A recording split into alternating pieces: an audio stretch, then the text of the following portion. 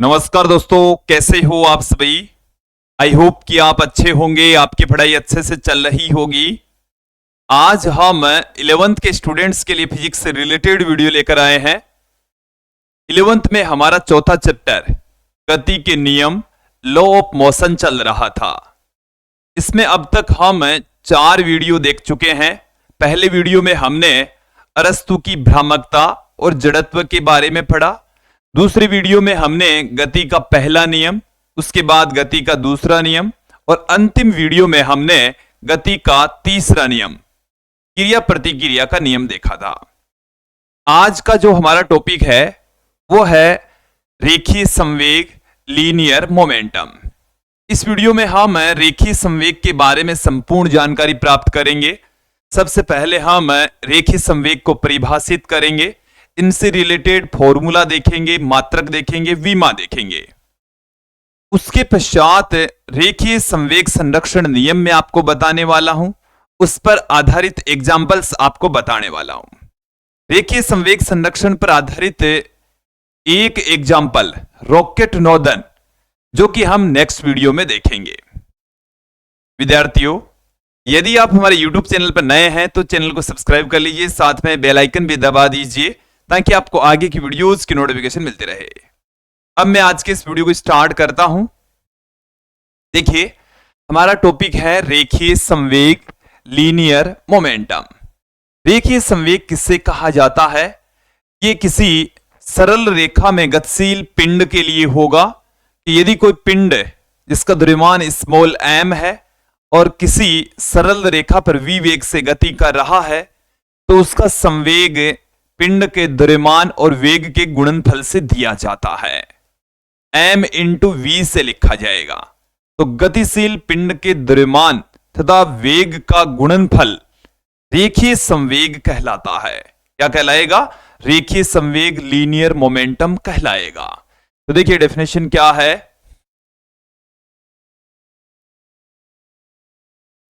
कि किसी गतिशील पिंड, किसी गतिशील पिंड के द्रव्यमान, किसी गतिशील पिंड के द्रव्यमान व उसके वेग के गुणनफल को,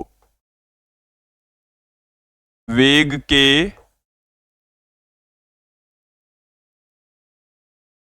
गुणनफल को रेखीय संवेग कहते हैं। गुणनफल को हम क्या कहेंगे? रेखीय संवेग। रेखीय संवेग कहते हैं। लीनियर मोमेंटम कहा जाता है। ओके। अब जैसे हमारे पास में एक पिंड है, ये जैसे हमारे पास में कोई पिंड है और ये किसी वेग v से गति कर रहा है। ये पिंड है, वो कितने वेग से गति कर रहा है? v वेग से इधर गति कर रहा है। इसका द्रव्यमान है स्मॉल m। तब देखिए इसका जो संवेग है वो किस तरीके से लिखा जाएगा। यदि स्मॉल m द्रव्यमान का पिंड का जो द्रव्यमान है वो हमने कितना लिया है? Small m। यदि स्मॉल m द्रव्यमान का पिंड v वेग से गतिमान हो, v वेग से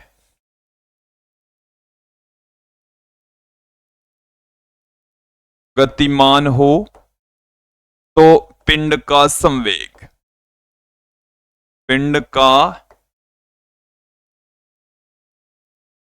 संवेग, पिंड का संवेग क्या होगा? जबकि उसका द्रव्यमान m है, वेग v है। तो देखिए संवेग को हम p से पुट करेंगे, जो कि m इंटू वी के रूप में लिखा जाएगा। अब जो संवेग है वो एक सदिश राशि होती है। संवेग कैसी राशि है? सदिश राशि है। तो उसको सदिश रूप में लिखते हैं। सदिश रूप में देखिए किस तरीके से लिखा जाएगा। सदिश रूप में ये है p वेक्टर बराबर m इंटू v वेक्टर। ये इसका संवेग का सदिश रूप आ गया है। तो देखिए ये जो संवेग है वो एक सदिश राशि है जिसकी डायरेक्शन वेग की दिशा में होगी। इसकी दिशा किधर होगी? संवेग की दिशा किधर होगी? वेग की दिशा में होगी। संवेग की डायरेक्शन किधर होगी? संवेग की दिशा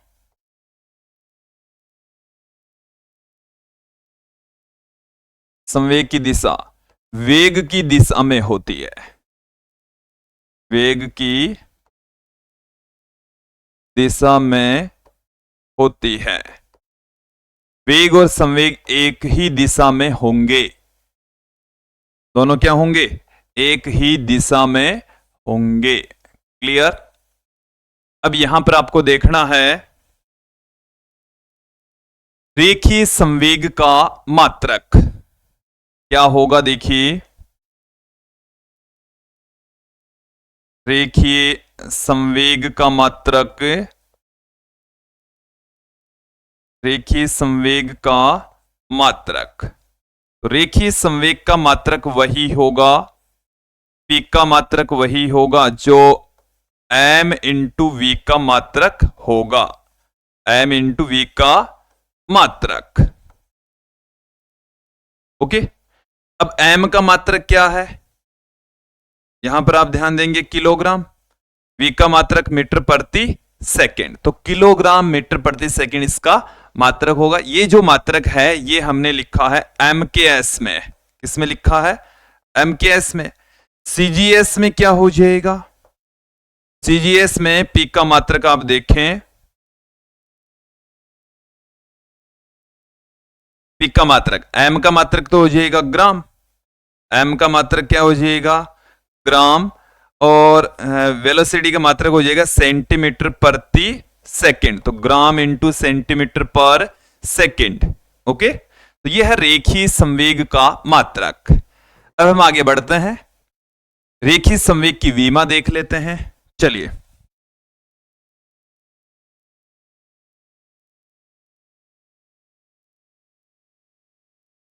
रेखीय संवेग की विमा, तो रेखीय संवेग की विमा वही होगी जो m इंटू वी की विमा होगी। v की विमा वही होगी जो m इंटू वी की विमा होगी। m यहां पर द्रव्यमान है और द्रव्यमान की जो विमा है, देखिए विद्यार्थियों, द्रव्यमान की विमा होगी m1। v यहां पर वेलोसिटी है और वेलोसिटी की जो विमा है वो L1t-1, L1t-1 होती है। तो अपने पास में देखिए p की विमा क्या आ जाएगी? p की विमा बराबर आ जाएगी m1 L1t-1। ये हमारे पास में रेखीय संवेग की विमा आ जाएगी m1 L1t-1। ओके, यहां तक आपको क्लियर हो जाना चाहिए। अब मैं आपको कुछ ग्राफ बताने वाला हूं कि देखिए यदि संवेग नियत हो, यदि संवेग क्या हो,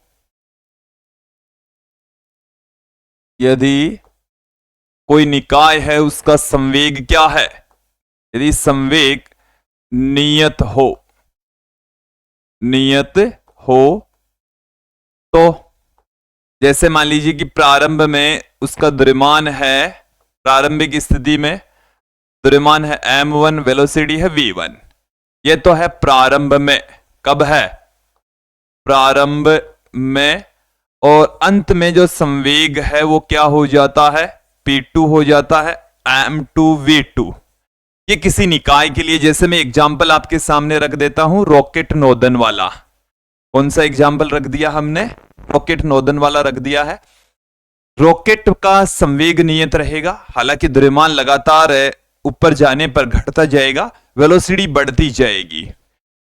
तो संवेग संरक्षण जो नियम है, या यहां पर संवेग नियत हम लेकर चले P1 बराबर P2 हो तो M1 V1 बराबर हो जाएगा M2 V2। क्लियर? ऐसी स्थिति में M और V जब संवेग नियत रहता है तो M इंटू वी कॉन्स्टेंट रहेगा। इसका मतलब आ गया कि इन दोनों के बीच में यदि हम ग्राफ खींचें, इन दोनों के बीच में हम क्या खींचें, एक ग्राफ का निर्माण करें, तो देखिए हमें कैसा ग्राफ प्राप्त होगा। एक तरफ तो ले रहा हूं मैं M, दूसरी तरफ ले रहा हूं V। जैसे जैसे M घटेगा V बढ़ता चला जाएगा, एक दूसरे के व्युत्क्रमानुपातिक ग्राफ हमें प्राप्त होगा, इनवर्सली प्रोपोर्शनल होगा। ये क्यों हुआ देख लीजिए, इसको हम ऐसे लिख सकते हैं M बराबर constant upon C, constant upon V, constant upon V। तो यहां से M क्या हो गया, V के व्युत्क्रमानुपाती हो गया। इसका ग्राफ ये रहा। ओके, और देखें P बराबर हमारे पास में फॉर्मूला है M इंटू वी। तो ये वाला ग्राफ हमने देख लिया है अभी। जब P नियत, P क्या हो कांस्टेंट, तब M और V के बीच में खींचा गया ग्राफ इस तरीके का हमें प्राप्त होगा। ठीक है, अब जब मान लीजिए कि M नियत, M क्या हो कांस्टेंट हो, उस स्थिति के अंदर आप देखें P और V दोनों एक दूसरे के समानुपाती होंगे। दोनों क्या होंगे, एक दूसरे के समानुपाती। इस तरीके का ग्राफ हमें प्राप्त होगा कि यदि कोई निकाय है उसका द्रव्यमान चेंज नहीं हो रहा तो उसका संवेग वेग के डायरेक्टली प्रोपोर्शनल होगा। ओके, फिर देखें V नियत, V क्या हो नियत हो, तब जो P है वो M के डायरेक्टली प्रोपोर्शनल होगा। उस स्थिति में P और M के बीच में जो ग्राफ है वो ऐसा ग्राफ हमें प्राप्त होगा। ठीक है, ऐसे ग्राफ हमें प्राप्त होंगे। इसके लिए देखिए आप एक ग्राफ ऐसे भी देख सकते हैं, P जब नियत रहेगा तो एक तरफ आप P ले लें, एक तरफ आप V ले लें, तो ऐसा ग्राफ आएगा। और यदि आप ऐसे भी ले लें, P ले लें, M ले लें, तब भी हमें ऐसा ग्राफ प्राप्त होगा। यहां पर P कांस्टेंट है, इन तीनों ही ग्राफ में क्या है P कांस्टेंट है, इसमें M कांस्टेंट है, इसमें V कांस्टेंट है। ये ग्राफ आपको समझ में आ गए होंगे। अब मैं आपको बताने जा रहा हूं रेखीय संवेग संरक्षण का नियम। रेखीय संवेग संरक्षण नियम, उसके कुछ एग्जांपल्स। अपना जो टॉपिक है वो है रेखीय संवेग संरक्षण नियम। रेखीय संवेग, रेखीय संवेग संरक्षण, रेखीय संवेग संरक्षण नियम।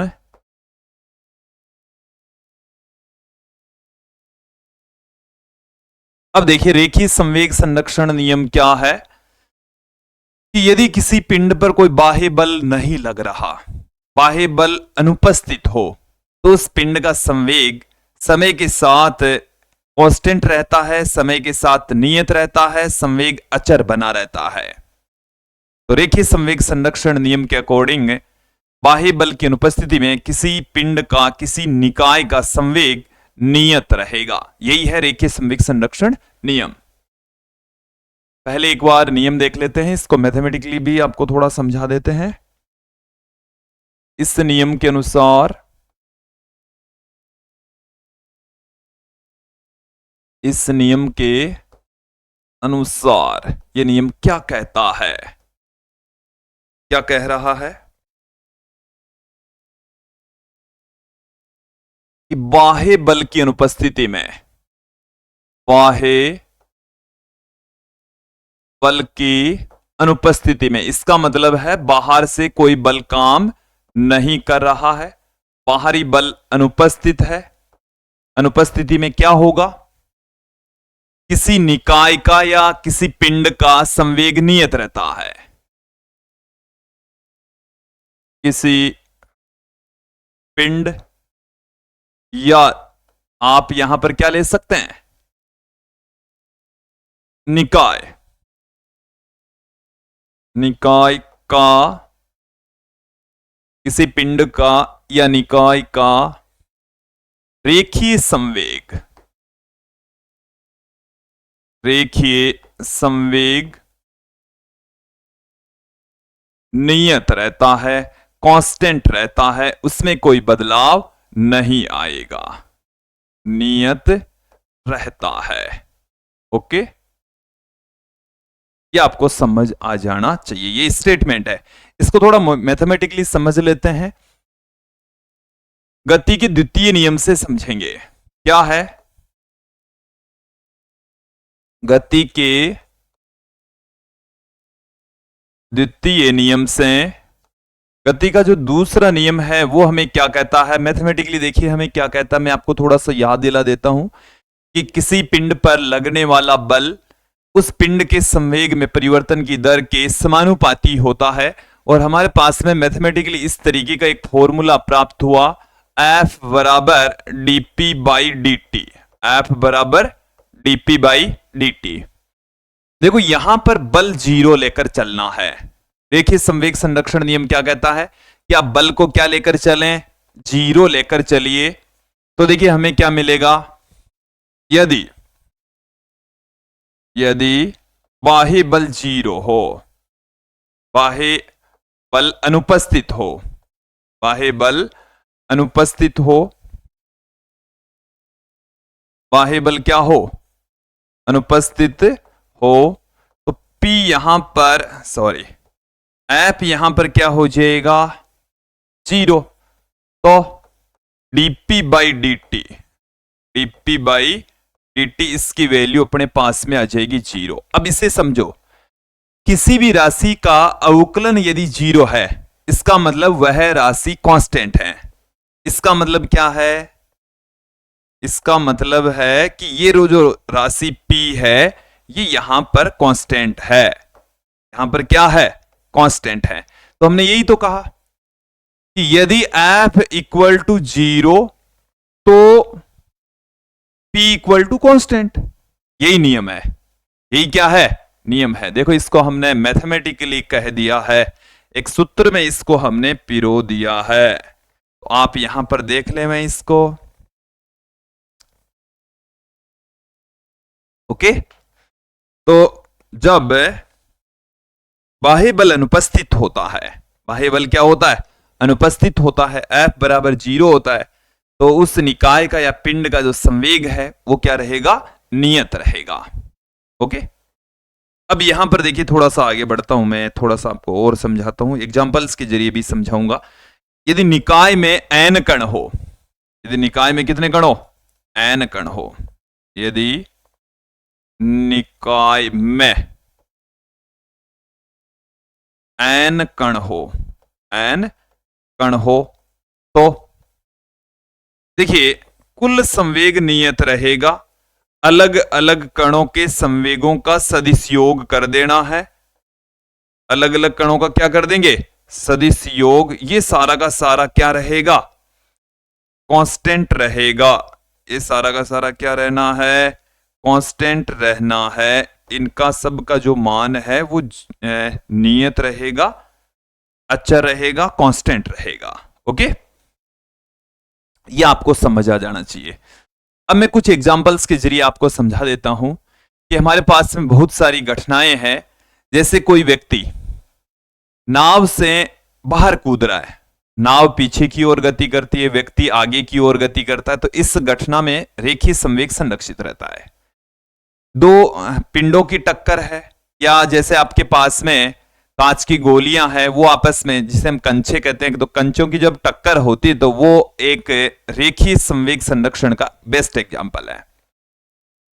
बंदूक से जब गोली दागी जाती है तो गोली आगे की ओर, बंदूक पीछे की ओर, ये भी एक रेखीय संवेग संरक्षण पर आधारित है।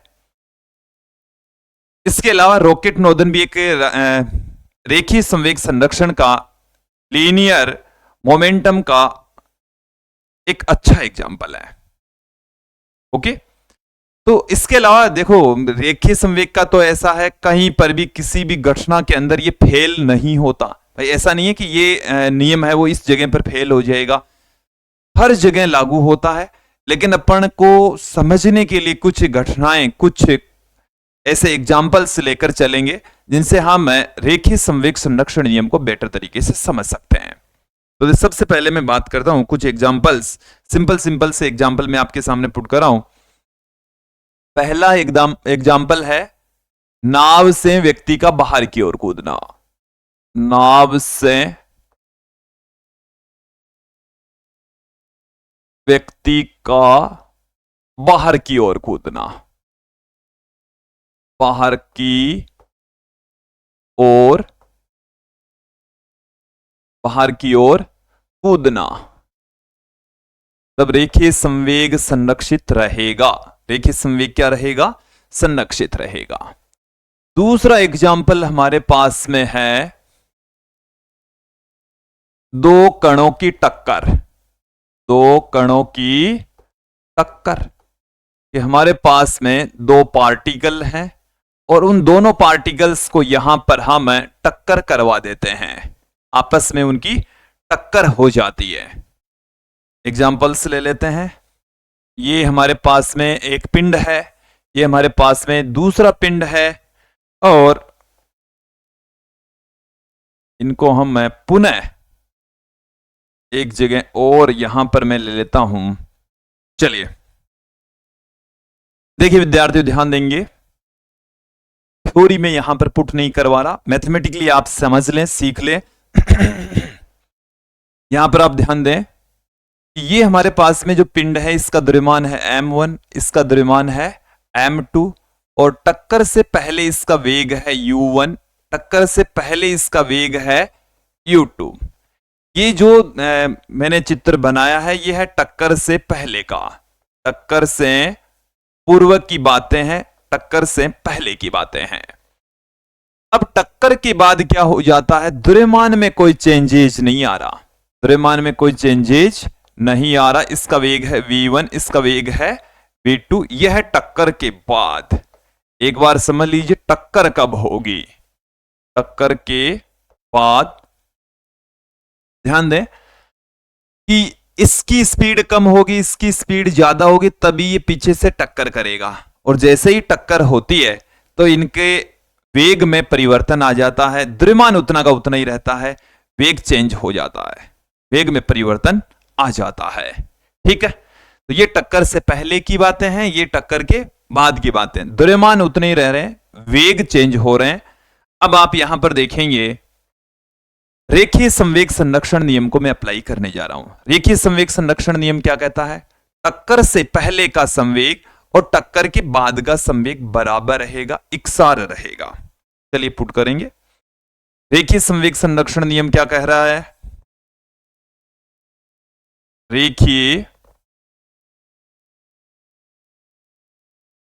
रेखीय संवेग संरक्षण नियम से, रेखीय संवेग संरक्षण नियम से, रेखीय संवेग संरक्षण नियम क्या कहता है कि किसी घटना के दौरान जो संवेग है वो नियत रहता है, p नियत रहेगा। इसका मतलब टक्कर से पहले का संवेग और टक्कर के बाद का संवेग क्या रहेगा? नियत रहेगा, कांस्टेंट रहेगा। चलिए, टक्कर से पूर्व का संवेग, टक्कर से पूर्व का संवेग ये बराबर होगा टक्कर के बाद के संवेग के। टक्कर के बाद का संवेग, टक्कर के बाद का संवेग, टक्कर के पहले और टक्कर के बाद का जो मोमेंटम है वो सेम रहेगा। तो इसका संवेग देख लेते हैं, टक्कर से पहले इन दोनों का संवेग, फिर हम देखेंगे टक्कर के बाद में इन दोनों का संवेग। चलिए बोर्ड पर फोकस करें। इस कण का संवेग कितना हो जाएगा? देखो संवेग होता है द्रव्यमान गुणा वेग, तो इसका द्रव्यमान तो है m1, वेग है u1, तो इस पहले पार्टिकल का संवेग आ चुका है। सदिश रूप में लिखेंगे आप लोग, इसका संवेग कितना होगा? m2 u2 vector. बराबर होगा, ये तो हो गया टक्कर से पहले का। अब टक्कर के बाद का कितना होगा, इस कण का संवेग तो m1v1 वेक्टर प्लस इस कण का संवेग तो वो m2v2 वेक्टर, ये अपने पास में आ चुका है। अब यहां पर आप ध्यान दें, यदि ये कण है वो एक ही रेखा में गति कर रहे हैं, लीनियर इनकी मोशन हो रही है, तो उस स्थिति में सभी एक ही दिशा में होंगे, तो आपको इन पर सदिश लगाने की आवश्यकता नहीं है, सबकी डायरेक्शन एक ही है। इस तरीके से भी इनको हम लिख सकते हैं। तो ये दो कणों की टक्कर में संवेग संरक्षण के लिए हमारे पास में एक महत्वपूर्ण इक्वेशन आ गई है। इसको हम आगे वैसे जो अपना दर्द पिंड वाला चैप्टर है उसमें भी हम देखेंगे, समझेंगे, टक्कर का जब अध्ययन करेंगे उस वक्त भी इसको समझेंगे। ओके, तो ये आपको क्लियर हो जाना चाहिए, समझ आ जाना चाहिए। आगे बढ़ते हैं। एक और एग्जाम्पल मैं आपके सामने रख रहा हूं, बंदूक का प्रतिक्षेप वेग। क्या देख रहे हैं, तीसरा एग्जाम्पल मैं आपके सामने रख रहा हूं,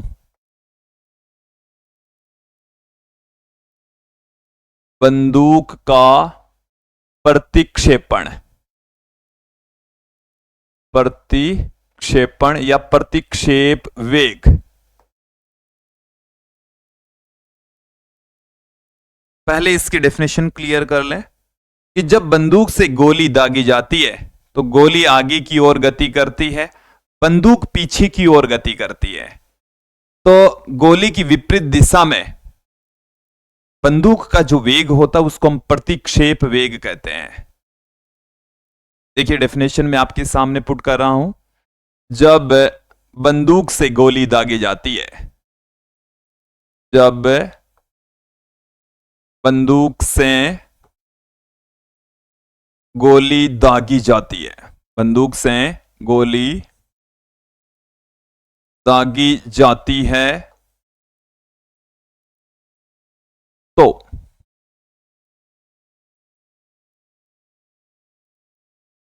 गोली की विपरीत दिशा में, गोली की विपरीत दिशा में, विपरीत दिशा में बंदूक का वेग, बंदूक का वेग प्रतिक्षेप वेग कहलाता है, प्रतिक्षेप वेग कहलाता है। उस वेग को हम क्या कहेंगे, प्रतिक्षेप वेग कहेंगे, प्रतिक्षेप वेग कहलाता है। क्लियर हो जाना चाहिए। देखिए ये जैसे हमारे पास में है बंदूक, ये हमारे पास में क्या है, एक बंदूक है। ओके, ये इस तरीके से है बंदूक। ओके, इसके अंदर से एक गोली निकलती है और वो गोली जा रही है इस तरफ गोली की रफ्तार से। ठीक है, यहां कुछ चीजें मैं आपको क्लियर कर दूं, देखो ध्यान देंगे आप लोग।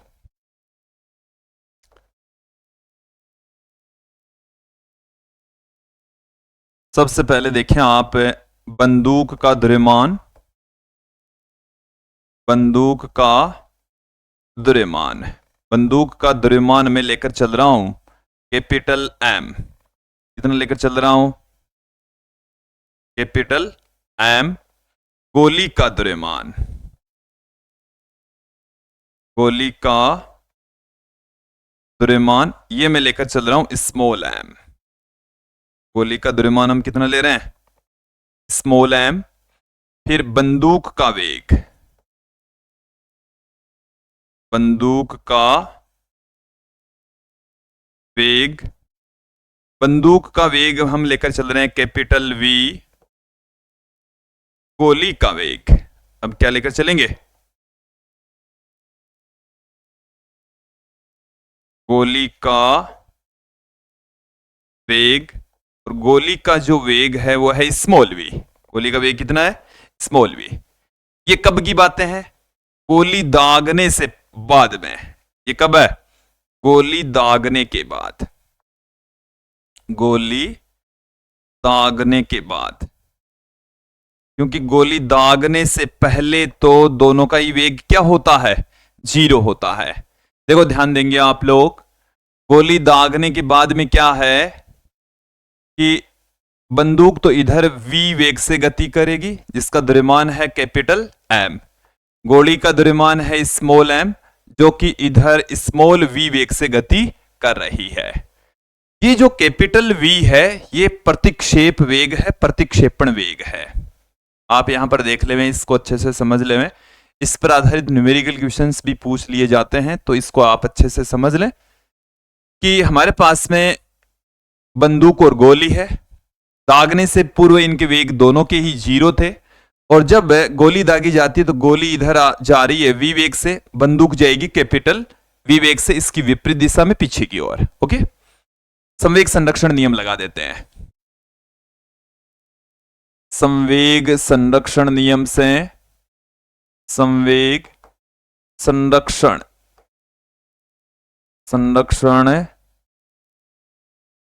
नियम से, संवेग संरक्षण नियम से क्या कहता है संवेग संरक्षण?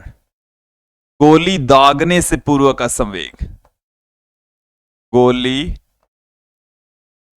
दागने से पूर्व का संवेग, पूर्व का संवेग, गोली दागने से पहले का संवेग, ये बराबर होता है गोली दागने के बाद का संवेग, गोली दागने के बाद का संवेग, बाद का संवेग, गोली दागने के बाद का संवेग। तो गोली दागने से पहले जितना संवेग होता है उतना ही संवेग क्या रहेगा, गोली दागने के बाद रहेगा। ओके, अब गोली दागने से पहले का संवेग कितना है वो चलिए हम आपके सामने रख देते हैं। गोली दागने से पहले बंदूक का संवेग कितना, 0। क्यों 0? क्योंकि बंदूक का वेग 0 है। गोली दागने से पहले तो बंदूक और गोली दोनों का ही वेग 0 है, तो बंदूक का संवेग 0, गोली का संवेग 0, तो गोली दागने से पहले दोनों का ही संवेग कितना है, 0 है। गोली दागने के बाद में गोली का संवेग, तो गोली का संवेग तो हो गया m into v vector plus बंदूक का संवेग, तो capital M into capital V vector, यह आ गया अपने पास में। अब मुझे चाहिए प्रतिक्षेप वेग, इस V का मान चाहिए, कैपिटल V का मान चाहिए, तो यहां से इसको हम क्या लिख दें, capital M into v vector बराबर माइनस में M इंटू वी वेक्टर, इस तरीके से लिख सकते हैं। और यहां से हम इस V वेक्टर, कैपिटल V है, कैपिटल V वेक्टर जो कि बंदूक का प्रतिक्षेप वेग है, जो कि माइनस में M into small v vector बट्टे में कैपिटल M,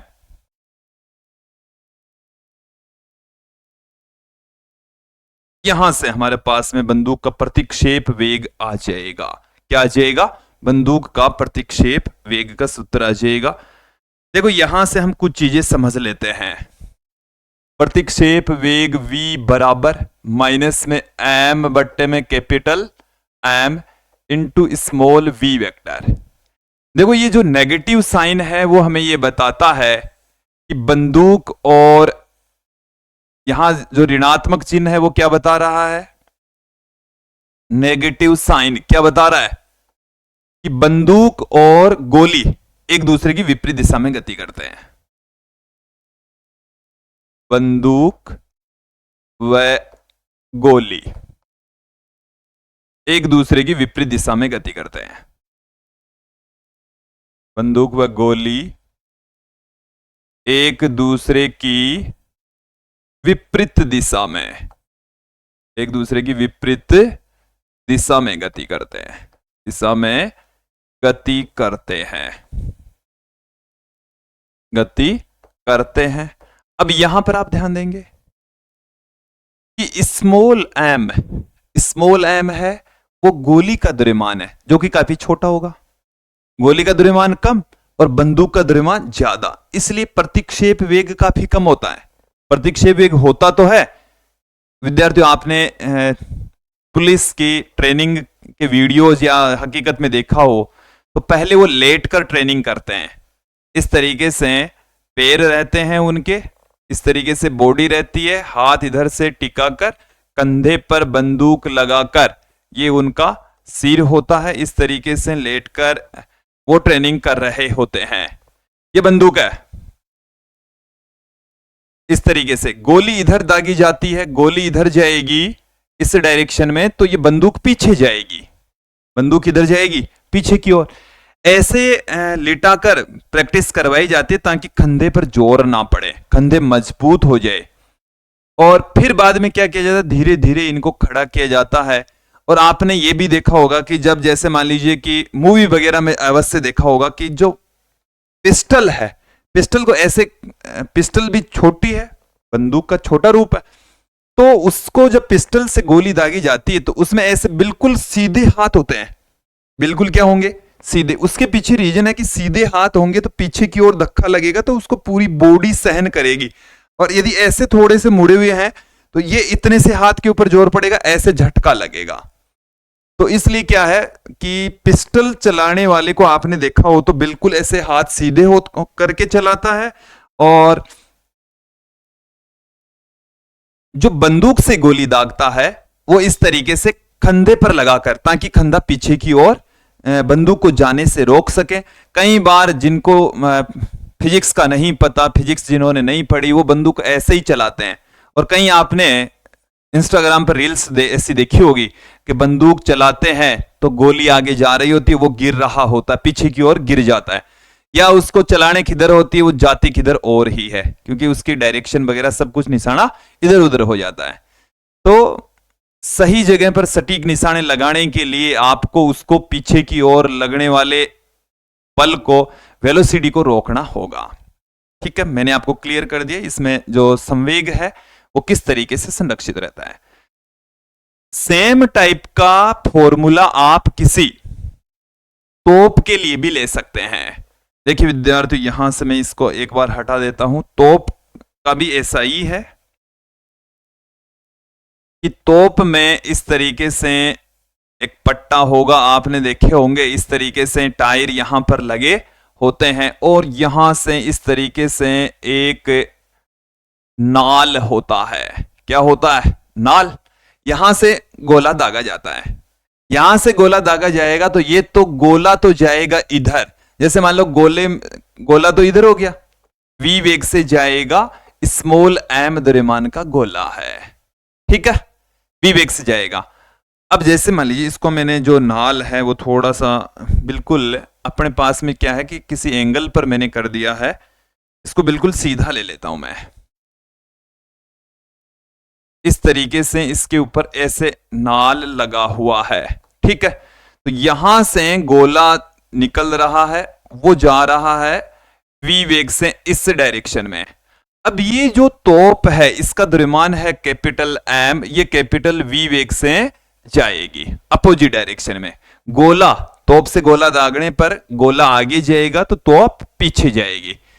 ओके, क्रिया प्रतिक्रिया नियम का भी उदाहरण है, रेखीय संवेग संरक्षण का भी एग्जाम्पल है। उससे आप जैसे इस तोप का प्रतिक्षेप वेग है वो इस फॉर्मूले से निकाल सकते हैं, बंदूक की भांति निकाल सकते हैं, सेम ही है, कोई अंतर नहीं है। विद्यार्थियों, रेखीय संवेग संरक्षण का एक और एग्जाम्पल है रॉकेट नौदन। रॉकेट नौदन, इसमें क्या होता है, रॉकेट है वो ऊपर की ओर जाती है। रॉकेट किधर जाएगी? ऊपर की ओर जाएगी। रॉकेट जा रही है ऊपर की डायरेक्शन में, धुआं नीचे निकल रहा है, धुआं किधर जा रहा है? नीचे। रॉकेट जा रही है ऊपर। इसमें क्या है कि द्रव्यमान चेंज होगा। अभी तक जो हमने एग्जाम्पल लिए हैं उनमें द्रव्यमान चेंज नहीं हो रहा था, यहां पर द्रव्यमान में भी परिवर्तन होगा, वेग में भी परिवर्तन होगा। तो रॉकेट नौदन एक रेखीय संवेग संरक्षण का उदाहरण है, और इस पर आधारित जो वीडियो है वो हम जल्दी ही लेकर आपके लिए लौटेंगे। रॉकेट नोदन रेखीय संवेग संरक्षण पर आधारित होता है, क्रिया प्रतिक्रिया नियम पर यह भी आधारित होता है। नेक्स्ट वीडियो में फिर मिलते हैं। आज की इस वीडियो में इतना ही। धन्यवाद दोस्तों।